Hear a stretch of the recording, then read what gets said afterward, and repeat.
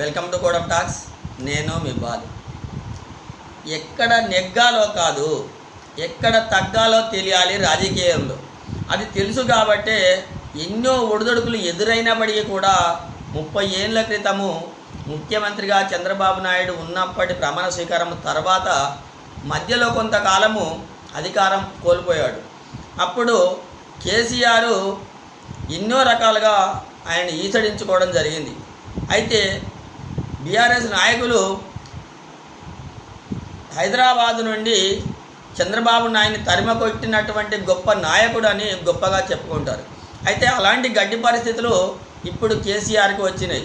అయితే 3 సంవత్సరాల తర్వాత రాబోయే ఎన్నికలలో మరి బీఆర్ఎస్ అధినేత అయినటువంటి కేసీఆర్ తిరిగి ముఖ్యమంత్రి పదవిని సాధించగలడా లేదా అనేది ఆయన సహనానికి, ఆయన చాతుర్యానికి ఇది ఒక పరీక్ష.